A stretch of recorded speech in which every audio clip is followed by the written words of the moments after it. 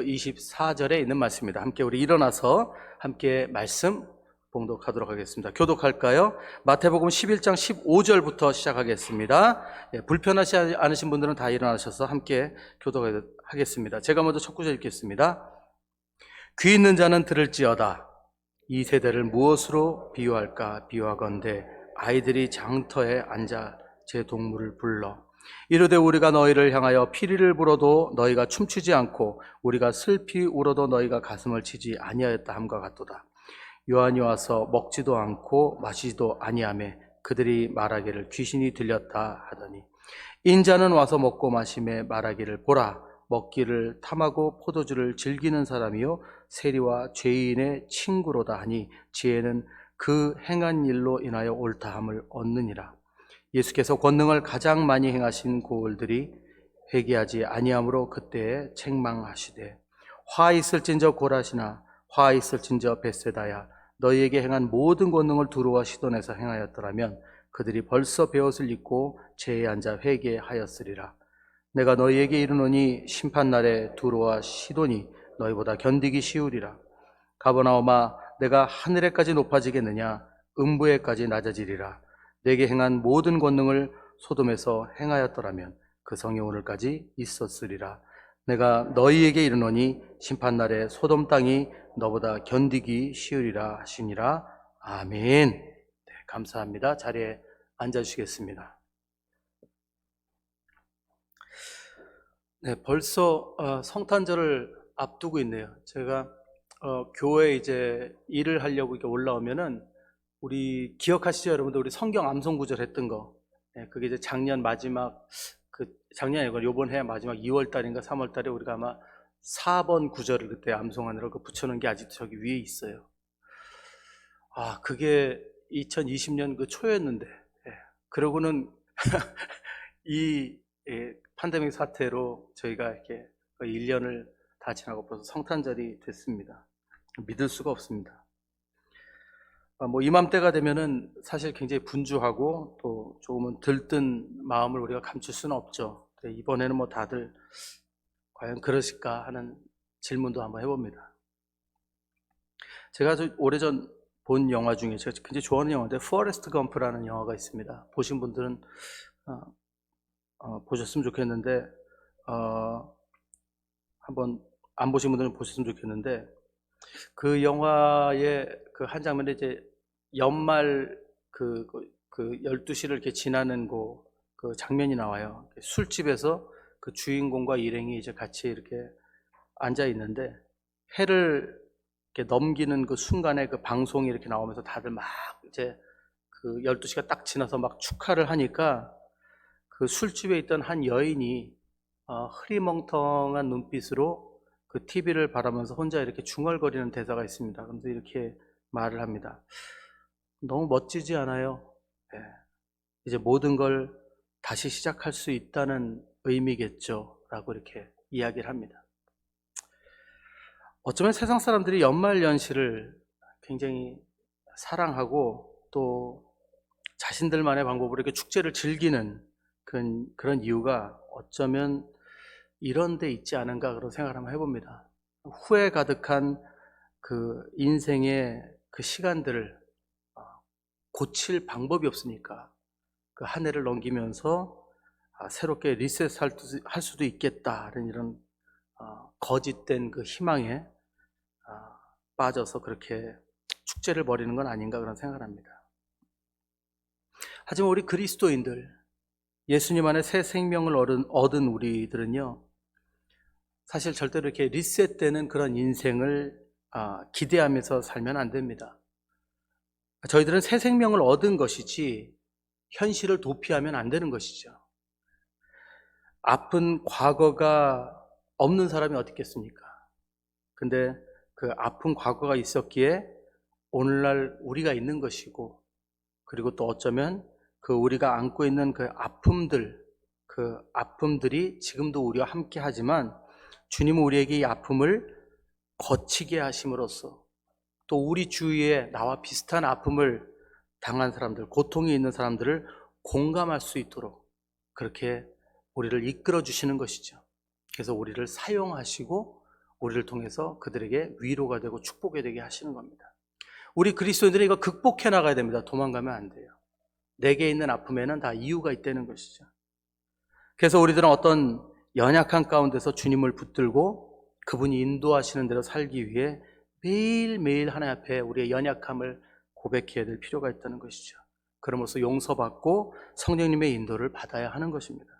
그럴 때 우리 안에 연약함은 주님으로 인해서 강함이 되는 것입니다. 여러분 그 찬양 아시죠? 약할 때 강함 되시네. 예, 그게 바로 그런 의미 아닙니까? 예, 사도 바울의 고백이죠. 어떤 분이 이제 약할 때 강함 되시니까 약을 할 때 강함 된다고 그런 말도 안 되는 소리라는 얘기인데 그게 아니고 예, 약할 때 하나님 앞에 나갈 때 그 약함을 통해서 하나님께 우리로 강하게 해주시는 그런 의미죠. 저는 이런 일들을 좀 주위에서 많이 봅니다. 굉장히 교회나 우리 주위에 어려운 분들이 손길을 내미시는데 손길을 내미는 게 아니라 이렇게 도움을 청하시는데 그 손길을 내미시는 굉장히 선한 그리스도인들 분들을 이렇게 제가 자주 봐요. 근데 이렇게 손길을 내미시는 도움을 주시는 그리스도인들을 가만히 보면요, 다 모두가 굉장히 고통 속에서 하나님을 만난 경험들이 있으신 분들이에요. 그분들이 그런 아픔 가운데 하나님을 만나셨기 때문에 그렇게 도움을 줄 수 있는 것이 아닌가, 그런 것을 한번 생각해 봅니다. 하지만 솔직히 세상은 반대죠. 굉장히 세상은 현실을 직면하고 있는 것처럼 이렇게 떠들어댑니다. 하지만 솔직히 말해서 아까 말씀드렸듯이 세상은 현실을 부인하려고 온갖 애를 씁니다. 과거의 아픔을 지우려고, 잊으려고 별짓을 다 하죠. 왜냐하면 자기 힘으로는 도저히 감당이 안 되기 때문입니다. 어떻게 해서 용서를 받을 수 있을까? 어떻게 하면 이 후회되는 이 마음을 내가 진정시킬 수 있을까? 그래서 별의별 아름다운 거 다 만들잖아요. 그럴싸한 거, 힐링이네 뭐네 이런 말 만들어가지고 그냥 굉장히 무슨 아픔을 미화하는 그런 일들을 하는데, 제가 제일 싫어하는 말이 힐링입니다. 쓸데없는 거. 하지만 그 아픔과 고통의 이유를 인정하지 못하면 결국은 다른 것들로 자기 삶을 채울 수밖에 없다는 것이죠. 그것이 하나님 없는 인생의 연약함이 아닌가 생각합니다. 사랑하는 여러분, 우리 모든 것의 중심은 우리 예수님이셔야 합니다. 예수님 앞에 나갈 때 우리 안에 있는 고통도 강함이 될 수 있고 능력이 될 수 있다는 걸 믿으시기 바랍니다. 그래야 우리들은 행복할 수 있는 거예요. 이것이 해결이 안 되면요, 예수님을 100년, 1000년 믿어도 행복할 수가 없어요. 하나님 앞에 가져나가지 못하니까. 그 아픔과 고통을 내가 해결하려고 하니까. 하나님은 늘 하나님을 위해 섬겨야 된다고, 일해야 된다고 우리를 부르시는 것처럼 늘 말씀을 하세요. 고린도전서 10장 31절에도 그런즉 너희가 먹든지 마시든지 무엇을 하든지 다 하나님의 영광을 위하여 하라. 나의 영광을 위하여 하라. 이렇게 말씀하시는 거죠. 근데 사실은 이 말씀은 우리를 초대하시는 거예요. 이 말씀은 우리 삶 가운데 언제나 주님의 뜻을 따라서 모든 일을 선택해 나갈 때 행복할 수 있기 때문에 하나님 뜻에 따라 살아가라는 말씀입니다. 창조주이신 하나님 안에서 각자에게 주신 삶의 의미를 깨닫고 그 하나님의 역사를 이루어가라는 그런 말씀을 하시는 겁니다. 하나님을 위한 것 같지만 사실은 우리를 위한 것이라는 말씀이죠. 우리가 그걸 잊어서는 안 됩니다. 저는 요즘 우리 그리스도인들에게 그리스도인들이 지금 처해 있는 위험이 어떤 것들이 있나 한번 묵상을 좀 해봤습니다. 지금 굉장히 다들 어려운 상황이지만 오늘날 그리스도인들은 어떤 위험에 처해 있나? 혹시 악한 영들과의 어떤 영적 전쟁? 이런 것에 우리가 지금 처해 있는가? 그거는 맞아요. 그건 맞는데 그만큼 우리는 그것에 대해서 싸움을 하고 있는가? 전쟁을 하고 있는가? 또 우리가 지금 핍박을 받고 있는가? 물론 지금 핍박이 있는 지구 곳곳에 그런 곳들이 있지만 브라질에서 우리가 핍박을 받고 있는가? 기독교인으로서. 아니면 우리가 굉장히 가난하고 어려운 가운데 있는가? 빈곤 가운데 있는가? 근데 솔직히 한번 가만히 묵상해 보니까 요즘은 사실 굉장히 좀 거리가 먼 얘기가 아닌가 싶어요. 교회를 이렇게 볼 때 제가 다 그렇다는 건 아니지만 점점 사라져가는 것이 교회에서 정말 눈물 흘리면서 교회를 위해서 기도하고 또 나라를 위해서 기도하고 가정을 위해서 기도하고 이런 모습들이 사실 점점 사라져가고 있는 것을 봅니다.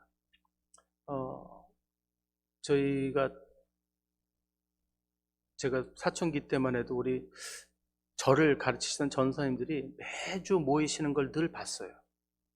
여러 교회 전사님들이 모이셔서 눈물로 우리 청년들을 위해서 기도를 굉장히 많이 하셨어요. 기도하시면서 청년들 하나님의 사람들이 되게 해달라고 그렇게 기도하시더니 많은 그때 청년들이 지금 목회자로 사역을 하고 있어요. 요즘 그런 모습들이 점점 사라져가고 있는 것을 보면서 좀 마음이 좀 슬픕니다. 핍박이 있나요 지금? 재밌는 것은 솔직히 핍박이 존재한다고 보기 힘든 세상인데 요즘은 뭐 별거 아닌 거 가지고 기독교가 핍박당하고 있다고 막 하시는 분들이 하도 많아서 뭐 그런 거보다 합니다. 뭐 이것도 핍박이라고 생각하면 정말 부끄러운 거죠, 솔직히. 착각이라고 생각이 듭니다. 또 정말 찢어지게 가난해서 우리가 굶주리는 사람이 있는 것도 아니에요. 뭐 그런 분이 있을 수도 있겠죠. 하지만 대부분은 굶주림과 싸울 정도의 그런 어려움은 없는 분들이 대부분이고, 뭐 보니까 요즘은 아무리 가난하다 하셔도 핸드폰으로 우버 부르시더라고요. 보면은 뭐 그렇게 가난한 것도 아닙니다. 그럼 오늘날 우리 그리스도인들이 지금 처해 있는 가장 큰 위험, 가장 큰 우리의 가장 어려움, 그 뭔가 한번 묵상해 봤는데, 그 위험이 뭔가 하니까 사실 우리 그리스도인들이 지금 처해 있는 위험에 다른 것이 아니라 지금 넘쳐나는 정말 이 정복 가운데 하나님을 떠난 옳고 그름, 하나님을 떠난 그 옳고 그름의 그 딜레마 가운데서 어쩔 줄을 몰라 하는 게 지금 그리스도인들의 그 상황이 아닌가 이렇게 생각합니다. 천천히 제가 설명 좀 드릴게요. 예를 하나 들자면 저는 사실 정말 지금 목회자로서 선교사로서 굉장히 편리한 시대를 살고 있습니다. 뭐 여러분도 다 그렇겠지만 저도 여러분 컴퓨터가 없었던 시대 때부터 그죠? 그때부터 신학하고 이렇게 해서 이제 지나온 세대인데, 제가 사실 교사 때 전도사 시절에 여러분 그때 90년대 그때만 해도요, 설교를 한번 제가 준비를 하려면요 책을 적어도 한 10권 이상을 펴놓고 준비를 했어야 합니다. 거기다가 성경은요 적어도 3권 정도는 펴내야 돼요. 왜냐면 하나 이렇게 찾아놓고 딴 거 찾다가 접히니까 이렇게 해서 마크해놓고 이렇게 마크해놓고, 그러니까 책상이 책으로 꽉 찼어요. 그거를 다 하나하나 원고를 적었어야 했어요. 그러면서 설교를 옛날에 만들었습니다. 그러면서도 무슨 설교인데 지금 생각도 안 나요. 그런데 요즘은요 성경 구절도 저도 가물가물 기억이 안 나잖아요. 어떤 것들은. 그러면은 성경 구절 뭐였더라 그게 뭐 하나님이 세상을 이처럼 사랑하사, 컴퓨터 들어가서 인터넷에서 하나님이 세상을 이처럼 사랑하사 쫙 나와요. 성경도 다 나와요. 그럼 들어가서 원본 어느 뭐 개역 개정 뭐 한국인의 성경 뭐 이런 거 다 다른 번역으로 제가 들어가서 그것도 타자 안 쳐도 되죠. 드래그해서 복사해서 갖다 붙이면 끝. 원고에. 저를 뭐 사기꾼처럼 쳐다보시는데 그렇다고 제가 원고를 날림으로 만든 건 아닙니다. 쓰는 방법이 그렇게 편해졌다는 거죠. 검색하고. 시간이 굉장히 많이 절약이 되죠. 이 외에도요 학자들이 쓴 논문, 신학 논문 이런 것들을 어디서든 들어가 볼 수 있어요. 다는 아니지만 굉장히 많이 비교해 볼 수 있고 다른 의견들을 찾아볼 수 있고, 그런 거 토대로 설교를 준비하는 것이 훨씬 정보가 다양해졌죠. 그래서 정말 굉장히 풍요로워진 겁니다. 그래서 편리해질 줄만 알았는데 그런 가운데 저한테도 갈등이 생기더라는 거예요. 어떤 갈등이 생기는가? 그건 뭐냐면 너무 정보가 넘치는 가운데 같은 기독교 안에 같은 데노미나성을 뭐라 그러죠? 데노미나성을 뭐라고 그러죠? 우리 교파라고 그러나? 그 안에서 너무너무 다른 의견들이 굉장히 심하게 있는 거예요. 그런 다른 주장들이 막 상반되는 주장들을 하는 그런 분들이 막 나오면서 인터넷 논쟁을 벌이는 글들이 많으니까 저는 분명히 하나님의 말씀을 읽고 저는 분명히 제가 이것을 바로 믿고 있다고 생각이 들었는데 목사인 저도 혼동이 올 때가 한두 번이 아니에요. 그럼 내가 지금까지 이렇게 전했는데 그럼 그게 아닌가? 이런 혼동이 오는 거예요. 그냥 예를 들어서 저는 이제 브라질 신학을 많이 이제 정보를 많이 보니까 브라질 신학을 좀 말씀드리자면요. 한국 신앙은 그래도 어느 정도 안정적인데 브라질 신학은요, 여러분 지금 80%의 신앙인들이 오순절 계통이에요. 80, 90%가 브라질은 80, 90%가 오순절 계통이에요. 오순절 계통인데 지금 상당히 개혁 보수파가 지금 일어나요. 그냥 개혁 보수파면 뭐 개혁 보수가 뭐더라 그럴 걱정하실 거 그냥 보수라고 생각해요. 보수파들이 지금 일어나고 있어요. 신학자들이 굉장히 많이 지금 일어나고 있어요. 힘을 얻고 있죠. 그 이유는 지금 현 정부하고 지금 대통령이 또 보수파이기 때문에 그런 영향이 있기도 해요. 근데 요즘 인터넷에 보면요, 브라질 신학은요, 굉장히 이 신학적 논쟁이 지금 아주 치열합니다. 그 가장 큰 싸움이 어디서 되냐면 칼빈주의와 알미니즘주의가 아주 굉장히 강해요. 사실 역사적으로 볼 때 제가 나중에 한번 강의를 해드릴게요. 칼빈주의, 알미니즘, 웨슬리안, 이걸 다 우리가 한번 이렇게 쭉 훑어 지나가면 이제 뭔 차이인가 이제 알 수 있을 거예요. 근데 아시는 분은 너무 죄송합니다. 근데 칼빈주의와 알미니즘은 굉장히 싸우는 거예요. 칼빈주의는 그냥 보수라고 생각하시면 되고요. 알미니즘은 조금 이제 좀 그 개혁된 거예요. 사실 이렇게 돼요. 마틴 루터, 그 다음에 이제 칼빈이 왔고요. 마틴 루터, 칼빈은 서로 제자 사이고 그래서 같은 거긴데 약간 이제 조금 더 이제 보정이 된 거죠. 그 다음에 알미니즘이 나왔고, 그 다음에 웨슬리안이 나온 거예요. 점점 더 좀 다른 의견 차이가 있어요. 근데 늘 역사에서 칼빈주의는 알미니즘주의를 비판해왔고 이단으로 정죄를 하려고 그랬어요. 지금은 아니에요. 지금은 그게 안 되는데. 근데 브라질은 지금 그게 인지 시작했어요. 굉장히 강하게 지금 뭐 칼빈주의들은 알미니즘이 뭐 예수 믿는 사람이 아닌 것처럼 얘기를 하고, 알미니즘은 칼빈주의 있는 사람은 다 미쳤다고 그러고, 뭐 굉장히 그게 굉장히 견해가 다릅니다. 근데 이게 뭐 제가 말씀드린 것처럼 간단한 문제는 모르는데 정말 권위 있는 목사님들 어떤 분들은 칼빈주의자세요. 정말 권위 있는 몇몇 목사님들은 알미니안주의세요. 그러니까 이분들이 얼마나 논리적이고 성경적인 이야기로 우리들을 설득한지 이해하시겠죠. 재밌는 게 뭐냐면 두 분들이 주장하는 것들 안에 성경 말씀이 있을까요, 없을까요? 당연히 있죠. 예. 근데 재밌는 게요, 저번에도 한번 말씀드렸지만 성경에는 두 가지를 다 말씀하실 때가 있어요. 어느 선에 있지 않아요. 여러분, 한 선교사님이 이번 주에 이런 말씀을 드렸어요. 신학은 완성된 것이 아닙니다.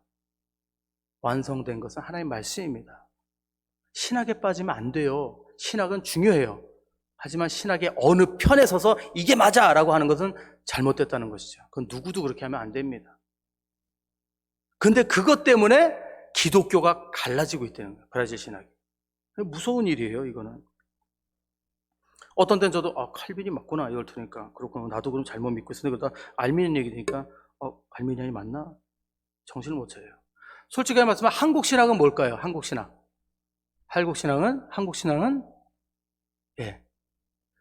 칼빈주의 뿌리가 있지만 알미니안과 웨슬리안이 균형을 이루어서 좀 안정적이에요.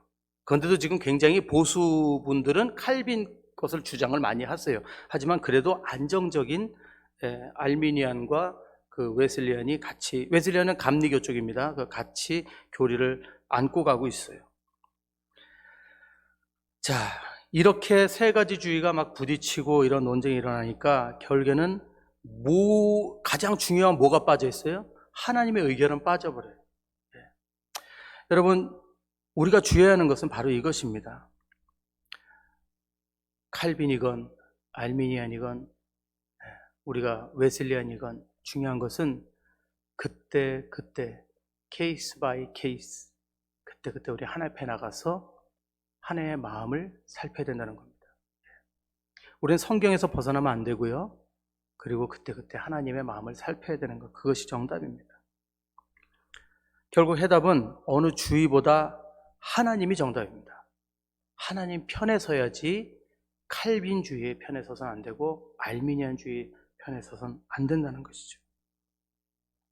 요즘은 세상이 인터넷을 통해서 누구하고도 소통할 수 있는 세상이다 보니까 여러분, 얼마나 많은 분들이 자기 주장을 내세우면서 방송을 하시는지 몰라요.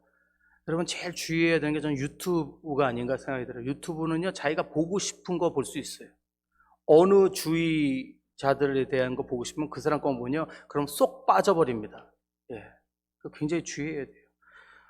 여러분, 뜨거운 요즘 정치 얘기, 유튜브 뭐 보시면서 정치 얘기 안 볼 수 없죠. 요즘 미국은 트럼프 그 대선 얘기, 사기다. 그 얘기. 또 한국은 지금 백신 이야기. 브라질은 이것도 저것도 아닙니다. 왜? 아무것도 없으니까 지금 브라질은 그냥 이대로 가야 돼요. 우리는 그냥 뭐 중국 거 오면 중국 거 맞고 그래야죠. 뭐 방법이 있어요? 우리는 그냥 당하고 마는 거 우리 늘 그랬듯이. 근데 뭐 한국과 미국 난리죠. 근데 유튜버들 얼마나 정신없어요. 여러분들 한번 트럼프 보수주의자들 유튜버 보세요. 그 말이 다 맞는 것 같아. 쏙 빠져요. 그럼 나머지는 다 나쁜 놈 같아. 그러지 않아요? 그렇게 몰라 보신 분들 계신지 모르겠는데. 또 이쪽 얘기 들어봐요. 바이든 얘기 들어봐요. 또 그쪽이 맞는 거다. 저 트럼프 정말 아주 미친 사람 같아. JTBC 뉴스 보세요. 트럼프는 아주 미친 사람이. 그럼 그래요, 그게. 여러분, 세상이 그래요. 근데 여러분, 주의해야 된다는 것이죠. 사단이 제일 좋아하는 게 뭐죠? 진리를 두고 진리에 집중하지 못하고 편을 가르는 겁니다. 굉장히 위험한 겁니다, 여러분. 정치든 신학이든 마찬가지예요. 그게 지금 그리스도인들의 문제예요. 왜? 그리스도인들이 정치에 빠져 있어요. 전 아까 김병건 집사님 기도하실 때 너무 감사했어요. 왜? 이 땅의 평화를 위해서 기도. 이 땅의 평화. 그거예요. 아멘이죠? 예. 어떤 분들 여기 올라오셔가지고 그런 거 아시죠? 주야! 우리 뭐 대통령이 어쩌죠? 진짜, 무슨, 왜 이러세요? 왜 이러세요? 그렇게 하면 큰일 나요. 그러면. 예수 믿는 사람은 예수님 편에 서야죠. 어느 한쪽 주의에 빠지면 안 됩니다. 여러분, 또 사회주의는 사회주의대로, 보수는 보수대로 중요한 게 있어요. 그렇지 않습니까? 어떤 청년들은 물어봐요. 목사님은 저 SKL다우지에 있다. 그런 물어봐요. 그럼 제가 그러죠. 야, 너 사회주의가 중요하니 안 중요하니? 물론 좀 공산당 쪽 말고 익스트림 말고요. 사회주의가 중요하니 안 중요하니? 그래요. 중요한데 어쩌. 사회주의가 있기 때문에 여러분, 가난하고 힘없고 또 어려운 일을 당한 사람들이 정부의 도움을 받는 거예요. 그렇지 않아요? 사회주의 운동이 있기 때문에 많은 이들이 도움을 받는 거고, 또 그런 것을 통해서 새로운 법들이 나오는 거예요. 중요해요. 없어지면 안 돼요. 그럼 보수단체가 중요해요? 또 보수단체 중요해요. 저는 교육 쪽은 보수단체 쪽을 저는 선호해요. 왜냐하면 워낙 그 문화가 발달하면서 불필요한 것들을 교육에 많이 집어넣기 때문에 저는 하나의 말씀으로 가르치는 보수 쪽의 그 교육 방침이 더 좋다고 생각해요. 그 양쪽이 전 다 균형이 있게 필요하다고 생각이 들어요. 그럼 저는 어떻게 기도하느냐? 저는 우리 국민들을 위해서 기도합니다. 주님, 우리 브라질 국민들, 주님 보호하여 주시옵소서. 이 나라를 불쌍히 여겨 주시옵소서. 우리 한국을 불쌍히 여겨 주시옵소서. 우리 한국 국민들 주님 불쌍히 여겨 주시옵소서. 그 기도해요. 제가 어느 쪽을 선택할 수가 없죠. 제발 나라가 잘 되고 우리 국민들이 편안한 거, 그것이 중요한 거 아니겠습니까? 하나님 뜻에 맡기고 우리가 할 일이 있다면 주님 우리에게 말씀하여 주시옵소서 하는 것이 중요하죠. 인간은 언제나 늘 오른편에 서서 옳은 것을 주장함으로 자기의 존재를 드러내고자 하는 본능이 있다는 거 기억하시기 바랍니다. 그것도 하나의 교만이에요. 자기가 뭔가 이렇게 알고 있다는 것을 드러내는. 그러니까 이렇게 저 브라질 사람들 아무것도 안 가지고 있고 별거 돈도 없어가지고 그 바에서 맨날 앉아서 맥주 드시는 그 아저씨들, 축구만 나오면은 그냥 다 박사들이잖아요. 저 선수가 저렇게 하고 어쩌고저쩌고. 그렇게 잘 알면 가서 뛰지. 왜 거기 앉아가지고 다 아는 척하고 싶어서. 그게 본능이거든요. 근데 여러분, 그리스도인은요, 자기를 드러냄보다 하나님의 눈으로 세상을 바라보고 한 영혼 한 영혼을 소중하게 볼 수 있는 그런 영성이 있어야 된다는 겁니다. 우리가 사람들을 볼 때 저거 공산당 아니야? 이러면 안 된다는 거예요. 우리가 보면서 저 영혼, 저 사람이 구원받았는가, 하나님이 있는가, 그걸 걱정할 줄 알아야 된다는 거죠. 늘 교회에서도 뭐 때문에 논란이 일어납니까? 자신이 정답을 가지고 있다는 사람들 때문 아닙니까? 그 정답을 주장하기 위해서 얼마나 많은 사람들이 상처를 받고 교회를 떠납니까? 얼마나 많은 젊은이들이 그 어른들이 서로 맞다고 주장하는 그 싸움을 이렇게 보다가 씁쓸한 마음으로 교회를 떠나는지 몰랐다. 지금 교회들이 그래요. 그런데도 안중에도 없어요. 결국 다 남는 거는 다 그냥 찢겨버린 교회. 그거밖에 없죠. 여러분, 정답보다 중요한 것이 있습니다. 그게 뭐냐면 바로 영혼입니다. 영혼. 정답보다 중요한 것. 사람이 제일 중요합니다. 교회의 가장 큰 재산이 뭐예요? 한 영혼 한 영혼. 바로 여러분들이에요. 우리 교회 제일 고마운 분들은 바로 여러분들이에요. 여러분들이 하나님 말씀 열심히 들어주시고 열심히 예배하시고 신앙 가운데 바로 서 계시면 그게 제일 감사한 거예요. 그렇게 해야 우리가 함께 한 목소리로 주님께 찬양 드리고 경배 드리죠. 그게 제일 중요해요. 기능성을 향해 나가는 교회가 돼서는 안 되는 거예요. 기능성을 향해서. 얼마 전에 이재철 목사님 아시죠? 저는 이재철 목사님 책도 여러 권 있어서 너무 좋아했는데, 지금 이제부터 싫어한다는 얘기 아니에요? 예.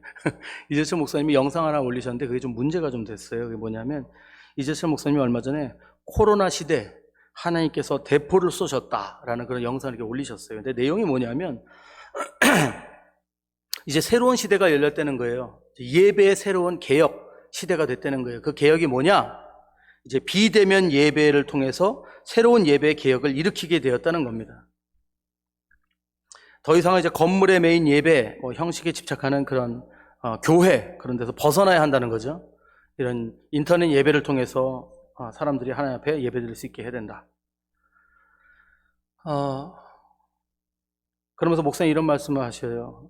코로나 상황이 회복되어도 교회를 더 이상 출석하지 않을 것이다. 그리고 집에서 온라인 예배를 드릴 것이다 하는 그런 젊은 세대들이 많이 늘어나고 있다고 하면서 이것을 이제 나쁘게 볼 것이 아니라 교회가 새로운 시대에 접어들었다고 생각하고 교회가 준비해야 된다 이런 말씀하셨어요. 좋은 말씀이에요. 근데 이게 이제 문제가 됐어요. 그 문제가 된 이유가 뭐냐면 사실 여러분 솔직하게 우리가 생각해봅시다. 여러분 이 젊은 분들이 영상 예배를 주장하는 인터넷 예배를 이렇게 지지하는 그 이유가 무엇일까요? 솔직하게 솔직하게 얘기하는 게 진짜 얘기하면 어떻게 해요? 다 들렸잖아. 자, 여러분 정말 그들이 이런 영상 예배를 지지하는 이유가 제가 이렇게 질문할게요. 여러분 정말 하나님께 신령과 진정으로 예배드리고 싶어서 그런 걸까요? 그건 아닌 것 같죠. 네. 어떤 유튜버가 이런 말씀 하시더라고요. 이런 예배를 선호하는 이유는 주일날 마음껏 늦잠 자고 일어나서 파자마 바람에 커피 한 잔 내려서 그거 한 손에 들고 여러분들의 모습을 한번 상상해 보세요. 예, 한 손에 들고 노트북만 틀면 어디든지 예배를 드릴 수 있는 그 편리함이 있으니까 그 예배를 이렇게 말씀하셔요. 참 적절한 단어로 생각해요. 탐닉하기 위해서 이런 주장을 하는 거다. 예배를 탐닉하기 위해서. 무서운 말이에요. 예배를 탐닉하기 위해서. 너무 뻔하지 않냐 이거예요. 그런데 이재철 목사님의 이런 말씀은 너무나도 무책임한 말씀이라는 거죠.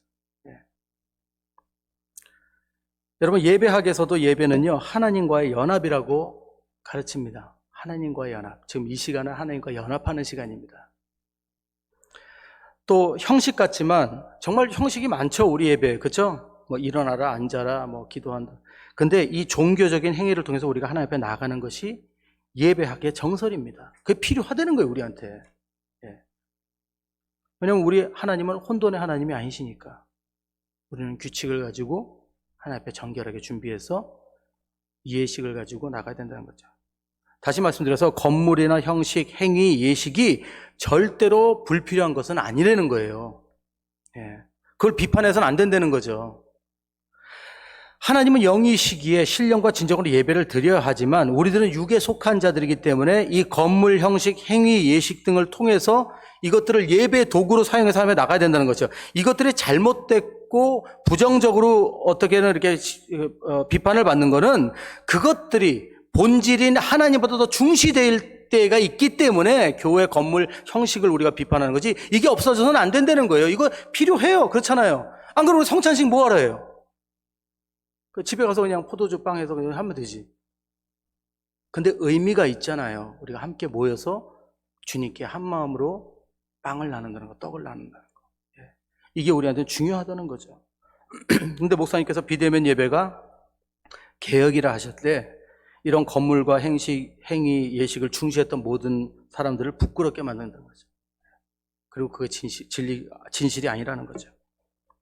근데 더 중요한 문제는 뭔지 아세요? 결국 우리 이재철 목사님이 좀 실수를 하셨다고 생각이 드는 건 뭐냐면, 죄송합니다. 우리 이재철 목사님 혹시 이 영상 보실 일은 없겠지만 죄송합니다. 이재철 목사님이 여기서 실수하신 게 뭐냐면, 결국엔 어느 논쟁에 들어가셨냐면, 대면 예배가 맞느냐 비대면 예배가 맞느냐, 결국 이 논쟁에 들어가 버렸다는 거예요. 우리가 진짜 중요하게 생각해야 되는 건 뭐예요? 비대면 예배를 드리건 대면 예배를 드리건 우리는 신령과 진정으로 예배를 드리고 있는가에 집중을 해야 된다는 거죠.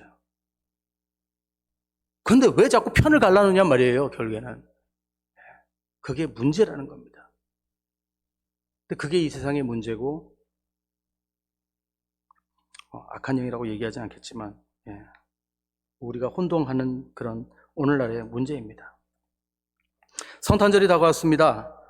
요즘 너무 성탄에 대한 그게 이렇게 좀 줄어드는 게 있어서, 뭔가 좀 해야 되는데, 뭔가 우리 교회 뭔가 좀 이렇게 여러분들한테, 여러분 딱 보시면, 뭐 저거 했네, 뭐 이렇게 뭔가, 제가 좀 그런 거 되게 좋아해요. 이렇게 뭐 짠하고 이런 거 했는데, 제가 가진 게 없다 보니까 할 수 있는 게, 집사님한테 여쭤봤어요. 혹시 성탄 추리 같은 거 이렇게 있으니까, 있다고 하시더라고요. 그래서 집사님 쓰시는 게 있는데, 전에 이거 했었어요. 그러니까는, 했었는데 한동안 안 했대요. 왜 안 했냐 그러니까, 좀 문제가 좀, 그런 거 이렇게 별로 이렇게 그거 하지 않는다고 그래서, 그런 거 한번 갖고 봐달라고 제가 학생들이 한번 하겠다고 그래서 세팅을 했습니다. 했는데, 여러분 이게 문제가 될 수 있어요. 문제가 될 수 있어요. 굉장히 보수적인 교회에서는 이게 문제가 될 수 있어요.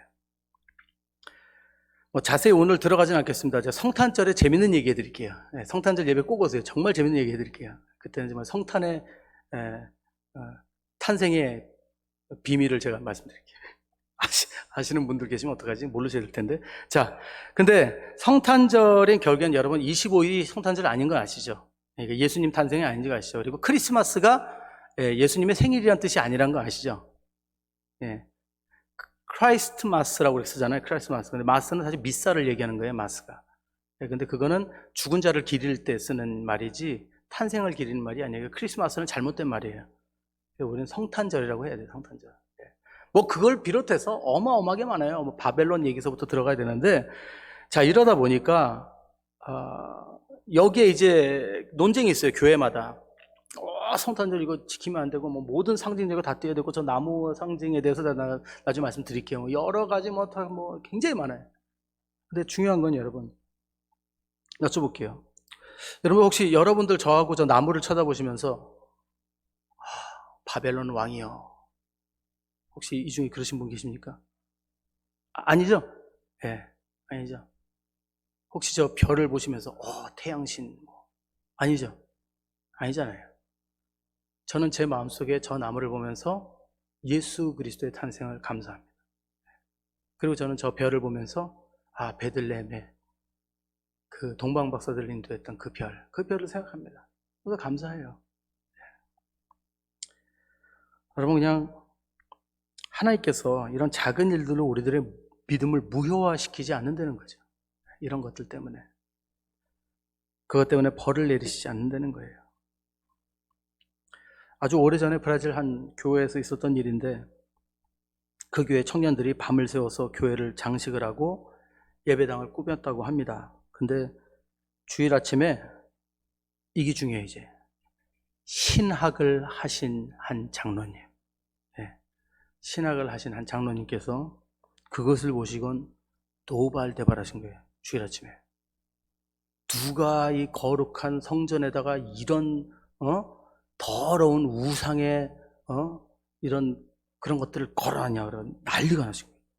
결국 목사님이 너무 당황하셔가지고 청년들 시켜서 그 밤새도록 애들이 그 교회를 다 꾸며놓은 걸 다 거두게 했대요. 다 거두게 했대요.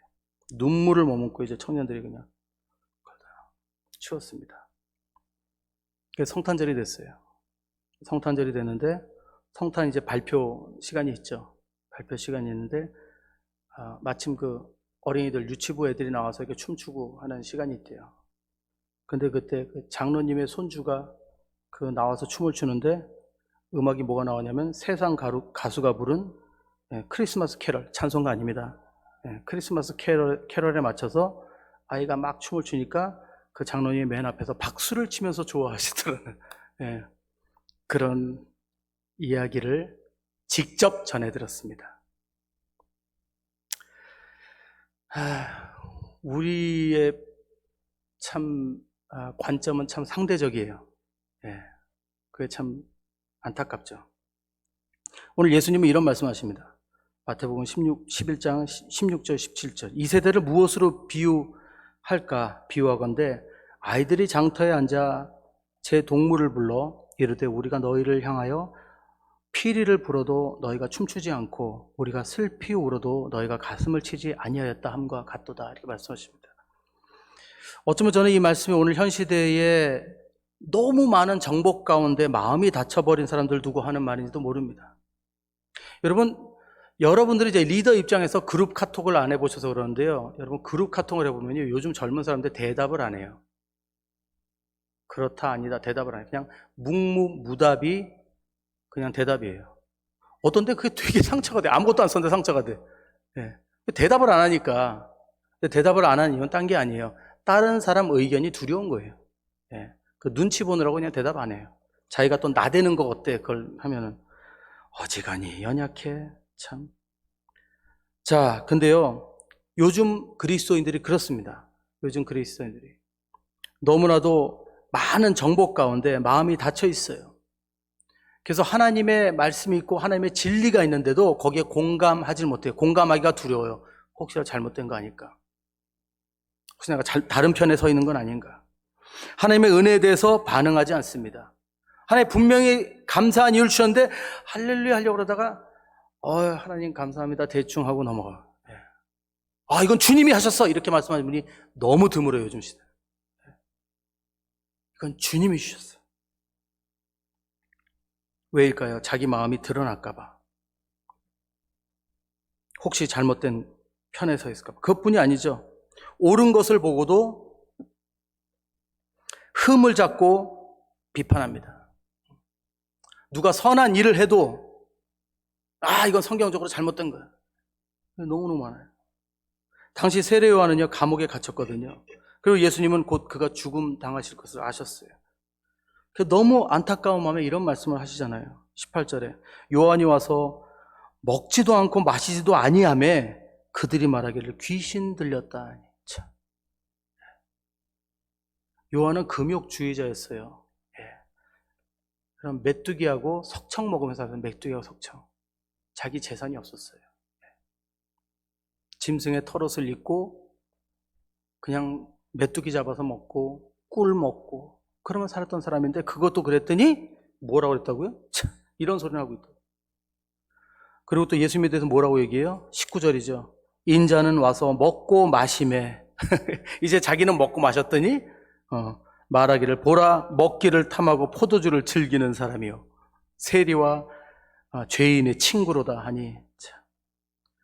이 사람이 이렇다는 거예요. 논리에 빠지고 옳고 그름에 빠지고 결국엔 예수님까지도 이런 발들 때문에 결국엔 죽임을 당하시게 되죠. 왜 그럴까요? 진리가 힘을 잃어서 그래요. 진리가 힘을 잃게 되는 이유는 가짜 진리가 많으면 그래요. 가짜 진리가. 우리는 그래서 하나님의 진리 가운데 바로 서야 됩니다. 우리가 하나님 말씀을 더 알아야 되고 하나님의 마음을 알기 위해서 더 노력해야 되는 이유는 우리가 가짜 진리들이 흔들리지 않고 담대하며 선포하며 살 수 있는 그리스도인들이 되기 위함입니다. 오늘날 그리스도인들 보세요. 얼마나 조용한가. 크리스마스에 딱 맞아요. 거룩한 밤, 조용한 밤, 진짜 너무 조용해요. 얼마 전에 저희 워커스 한어 집회를 저희들이 열었는데 제가 좀 주책이에요. 제가 이렇게 좀 웃기는 걸 좋아해서 좀 이렇게 재밌게 하려고 오시라고 제가 이렇게 재밌게 글을 좀 써 올린 게 있었어요. 워커스 집회에 오실 수 없는 이유 5가지 올렸습니다. 1. 바이러스가 두려워요. 그럼 제가 이렇게 썼어요. 커피숍, 식당, 마켓, 쇼핑보다는 교회가 안전합니다. 그래도 두려우신 분들을 위해 인터넷 중계방송 해드립니다. 2. 남의 교회가 부담스러워요. 모두 하나님의 교회입니다. 남의 차도 타시고, 우버 얘기하는 거예요. 에어비앤비 호텔입니다. 호텔에도 들어가시는데 하나님의 예배를 드리기 위해서 이 정도 담은 허물어야 됩니다. 3. 목요일은 좀 곤란합니다. 다음 날도 일해야 돼요. 찬양 경배 우리 은혜의 말씀을 우리가 듣기 위해서 주님 앞에 나오는 것 괜찮습니다. 저녁에 연속곡 보고 인터넷으로 새벽에 주무시는 것보다 이게 훨씬 더 낫습니다라고 썼어요. 모르는 찬양이 너무 많아요. 트로트, 가요 5년 안에 하나만 배우셨다면 충분히 새로운 찬양 배우실 수 있습니다. 그리고 마지막이 워커스가 누군지 몰라서 안 가요. 그래서 우리는 그냥 종입니다. 우리는 그냥 광야에서 외치는 소리니까 오셔서 예배 드리십시다 이렇게 썼어요. 기분 나쁘실 수도 있어요. 어떤 분들은 웃자고 한 얘기인데. 근데 어떤 분한테 그런 얘기를 들었어요. 기분이 나빴다고. 그래서 안 오셨대요. 그래서 제가 공개적으로 사과문을 올렸어요. 인터넷에. 죄송합니다. 그런 의도가 아니었다고. 그분을 원망하지 않습니다. 근데 지금 세상이 그래요. 저는 어디에 집중하자고 이 글을 쓴 거죠? 하나님께 집중하자고 이 글을 쓴 건데 그분들은 어디로 들어간 거예요? 옳고 그름의 논리를 생각하신 거예요. 그럴 때 기분 나쁜 거예요. 어쩌면 찔림이 있어서 그럴 수도 있겠지만 지금 세상이 그렇습니다. 말 한번 잘못하면 굉장히 옳고 그름에 빠지고 그것 때문에 기독교, 하나의 말씀, 진리가 힘을 잃는 세상이 지금이에요. 말씀 뵙겠습니다, 여러분. 우리 하나님 말씀으로 돌아가야 됩니다. 전 요즘 하나님께서 우리 교회에 자꾸 보여주는 것이 있는 걸 발견해요. 우리 봉이치료 교회. 그게 뭐냐면 여러분들은 저랑 같이 보실 수 있는지 모르겠는데 저는 진짜 우리 교회에 브라질 분들의 그 경제적으로 어렵고 힘든 것들을 자꾸 보여주세요. 근데 놀라운 게 뭔지 아세요? 그분들의 그 가난하고 그 어려운 가운데 성김이 필요하다는 것을 자꾸 이렇게 깨닫게 해주시는데 더 놀라운 거는, 그리고 감사한 거는 제가 우리 교회 성도님들을 생각하고 우리 교회 집사님들에게 생각해 볼 때 가능한 교회가 우리 교회예요. 이 일을 감당하기에. 여러분도 혹시 속으로 저게 또 무슨 또 꿍꿍이 속을 또 그게 아니고 진짜로 제가 정말 다른 교회였다면 뭐 어떡하겠어 이럴 텐데 저는 우리 교회 우리 집사님들 잘 아는데 참 선한 마음을 늘 봐요. 늘 이렇게 선하고 사람들부터 동정심 있고 공감하시는 걸 보면서 부담 드리는 거 아니에요. 진짜. 근데 그게 아니고 한번 같이 기도해 보자는 거죠. 그런 것들이 가능한 교회가 우리 교회가 아닌가 해서 자꾸 보여줄 때마다 감사합니다. 저희는 두 가지를 잘 못해요. 우리 사람들은. 그게 뭐냐면 남의 입장에 서서 생각하는 걸 잘 못하죠. 두 번째는 후회할 위험이 있는 일들을 잘 감지하지 못합니다. 근데 하나님이 이런 것들을 우리에게 보여주시고 우리에게 섬길 수 있는 기회를 주시고 우리가 함께 할 수 있다면 그건 놀라운 축복이 아닌가 이렇게 생각합니다. 옳고 그름을 따지고 생각하고 계산하기보다는 우린 좀 더 깊이 하나님의 마음을 공감하기 위해서 들어가고 그것을 품고 행동에 옮겨야 되지 않나 이렇게 생각합니다. 어느 분이 이번 주에 보내주신 글 하나가 있어서 제가 같이 좀 나누고 생각하고 마치겠습니다. 어느 말기 암 환자를 간호하시던 분이 이게 써서 올리신 글인데 그분이 이런 글을 쓰셨어요. 어느 날 저녁에 이제 지키고 있는데 그 간호사 방에서 환자가 아프면 이렇게 벨을 누르잖아요. 벨을 누르면 이제 알람이 울리잖아요. 그래서 이렇게 있는데 벨이 울리더래요.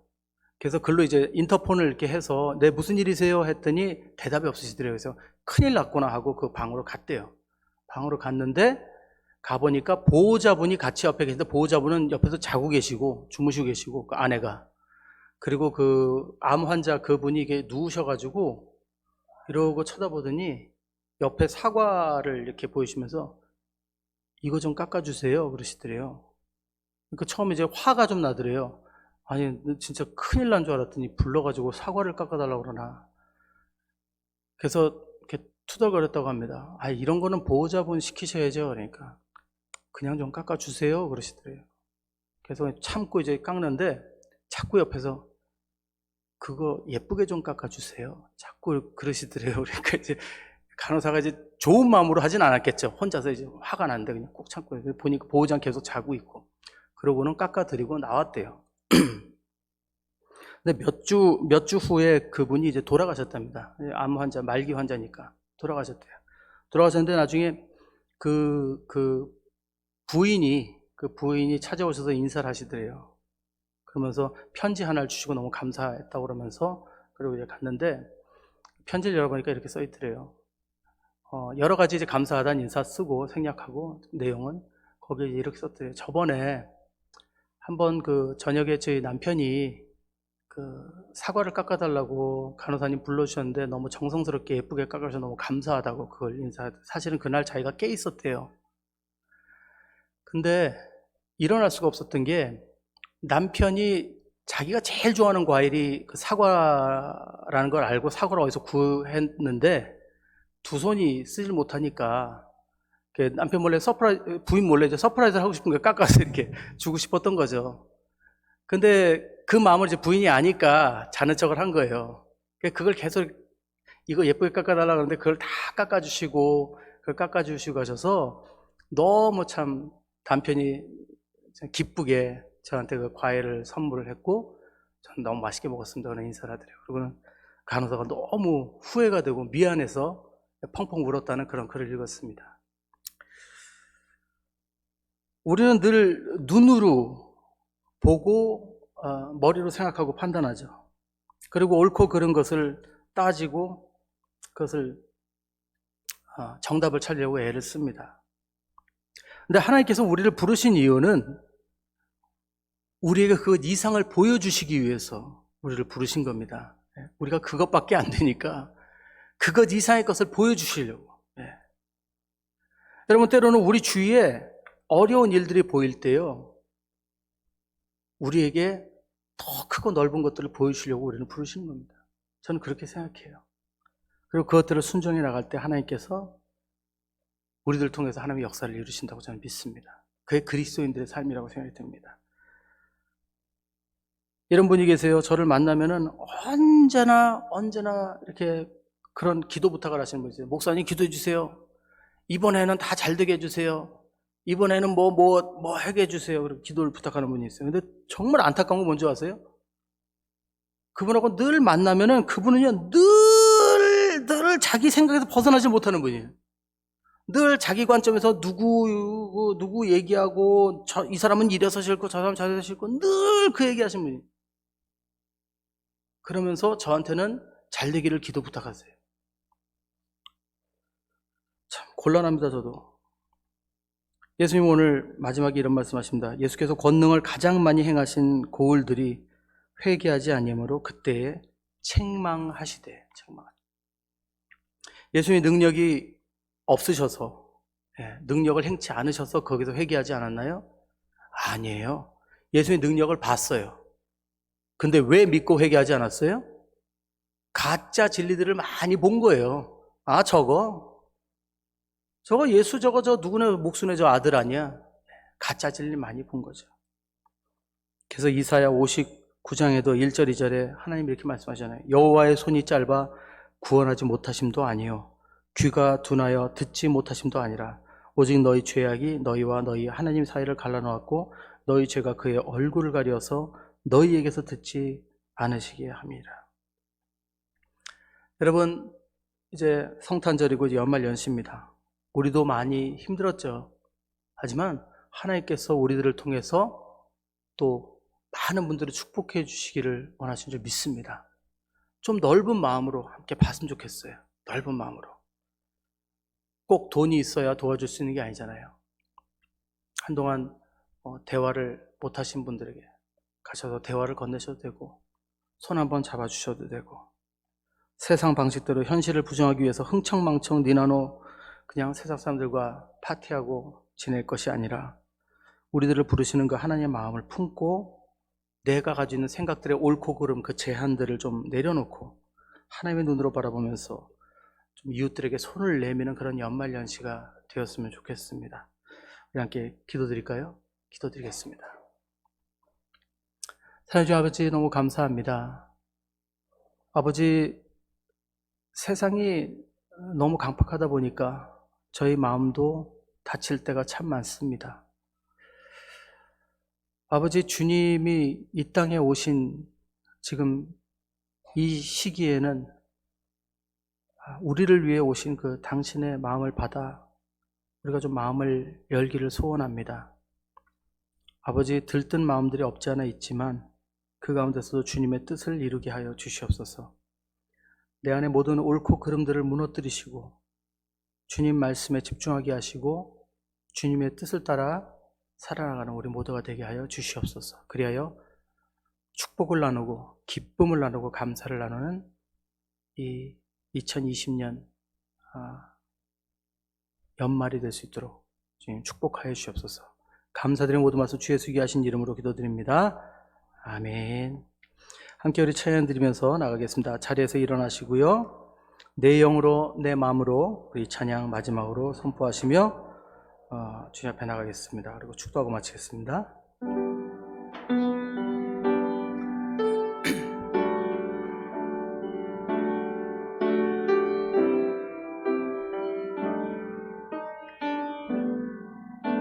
내 영으로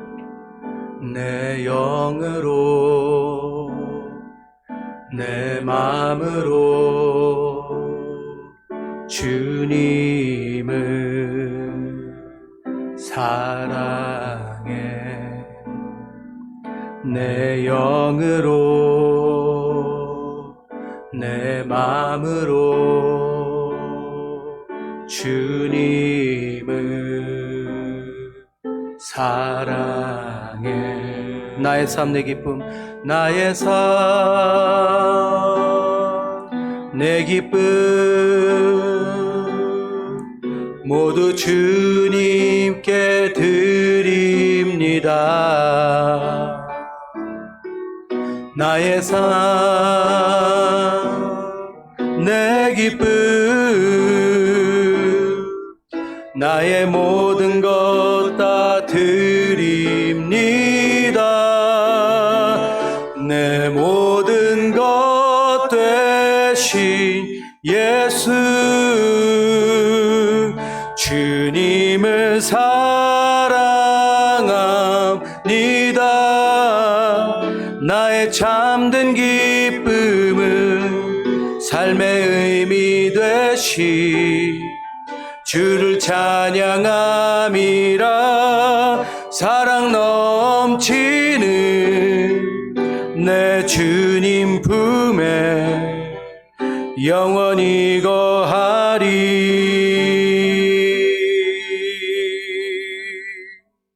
아멘. 이제는 우리 주 예수 그리스도의 한량없는 은혜와 하나님 아버지의 크고 놀라우신 사랑하심과 성령님의 감화 감동하심과 역사하심이 날마다 주님 음성 듣고 주님 바라보며 하루하루 순종하며 살아가기 원하는 우리 모든 성도인들 위해 온 교회 위해 지금부터 영원토록 함께 있을지어다. 아멘.